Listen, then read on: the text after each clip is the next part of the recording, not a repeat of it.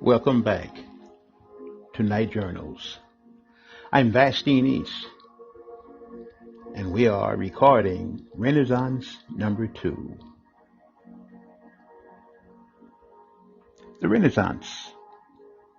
We talked about it for a few moments in Renaissance 1. It's necessary. It's necessary. Why is it so necessary? It's because we become stagnated. Cultures become stagnant. Things just change. And every generation they have their own ideas. And it's a beautiful thing to see them embrace, respect the past, but at the same time, follow their own muse. And I'm happy today, or wherever you may be when you're listening to this particular podcast. Again, you may be driving along the Pacific Coast Highway. You may be enjoying great seafood in Seattle. You may be in New York, Miami, wherever you are right now, whether it's daylight or darkness. We're Night Journals. And you may be snuggled up in bed right now reading a book while listening to this podcast. You may be driving home from work. You may be headed to work now. But thanks for taking me along with you. Thank you. You may be riding a subway.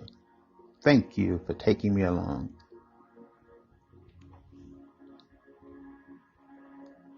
If you paid any attention to the graphic that beautifully displays this podcast, you'll notice that it is a night scene.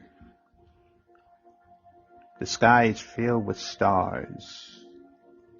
There are very few clouds in the sky. There are trees to the right and to the left as you peer and look upwards into the night sky. The trees are darkened. They seem so solemn. But one thing you'll notice when you peer through the trees and you see the stars, the constellations, you'll notice something that is out of place, or seemingly out of place. My graphic designer, she did a beautiful job of putting the graphic together. The rainbow. A rainbow in the dark. A rainbow in the dark. You know, we oftentimes, when we think about a rainbow, of course, they occur after a shower or whatever, and whatever rays of sun during the day is what gives it life. You know, the sunlight hits certain elements in the atmosphere, and you have these beautiful colors. Some of the most beautiful rainbows occur after the worst storms.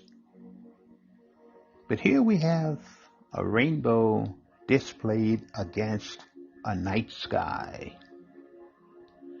I believe that's where a lot of people are right now. Pain and problems sometimes are the worst hours, the darkest hours. But I remember reading something once about the ancient Egyptians. They did not see darkness as evil or anything that was grotesque or out of place. They saw darkness as a unique thing. They said this is where you actually find yourself. This is where man actually finds God. That 1 a.m. in the morning, between 1 a.m. and 4 a.m. in the darkest of the night, I'm told is when most creative thoughts take birth. It's in the darkest hour. And I believe, because I've been there, I've experienced it for myself, it is in the darkest hour where you have no friends around, or you may be in the same room with your spouse or whatever, but you are alone in the dark. It is in darkness where we actually find our way sometimes. And I want to just talk about this for a moment, because we're supporting Renaissance. Because if people are going to find themselves prepared to become those next visionaries for the future, and they're in darkness, I want them to know that there is hope. I'm going to tell you why. I like Westerns. I love the Westerns. Adventure movies, especially the Westerns, more so than adventurous type dramas. It seems that more people get lost in sunlight than they do in the darkness. It's like an oxymoron. It doesn't make sense. How do you get lost in daylight and find your way in darkness? Well, it's quite simple. The universe is moving. Everything is in motion. But the sun, we see it dance across the sky because of the Earth's rotation. And sometimes I remember the movie The Edge with Anthony Hopkins, and they were being chased by a grizzly bear, but they couldn't quite figure out, and they're traveling in the daytime, and they got lost in the daytime. But what's amazing is that in the nighttime, you can always depend on the North Star to be where it's supposed to be. You can always depend on the Dog Star. All the various constellations are there at night. And I believe that's the beauty when you're going through a hard time. When you're going through a time when you can't seem to figure your way out, just look for the stars. They're there. The real direction is in the dark. And that rainbow is symbolic of God's promise to the world that it would never rain again, never flood again, rather, of that magnitude. But can you see the beauty in embracing and learning from the rough moments in your life?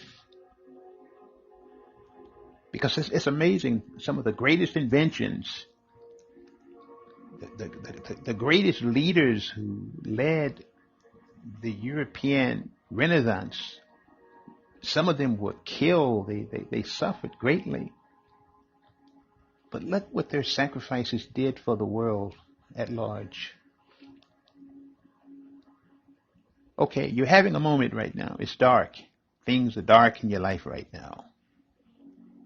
But if you would find your star, that's where the stars are born. I'm always amazed when I hear of people who have achieved great successes in the arts, entertainment, sports, politics, business, education, whatever walks of life. Even being a welder, some people were burned severely, and all of a sudden they thought their careers were over, but they were burned by fire, but they became great welders. I know I've seen such men who worked in construction and industry. It's amazing. But think about that rainbow. There it is, cast against a dark sky. When the whole world is looking at you and they say, oh boy, you're going through a rough period right now, shame on you or whatever, but they can't see what you see. I'm always amazed how people that are born and it seems like they were dealt an unfair advantage in life by having a missing limb, or they were blind or born blind, or they're crippled, and yet they become the greatest musicians in the world. Artists, scientists, educators, politicians, businessmen. They didn't allow themselves to be entrapped by the darkness. They found their rainbow. And I believe when you find your rainbow, you have found your Renaissance. You're not the same anymore. You want to share it with the world. You want to give it away. You want to help. You want to see someone else enjoy what you enjoy.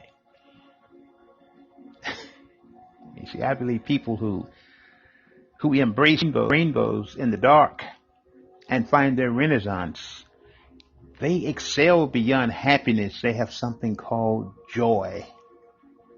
Joy is such a beautiful word. Joy. And I think joy is greater than happiness, because joy it's so internalized. Happiness oftentimes is because of something external, but joy is your soul. I think about David, the psalmist. He was a bad boy. He got himself in trouble.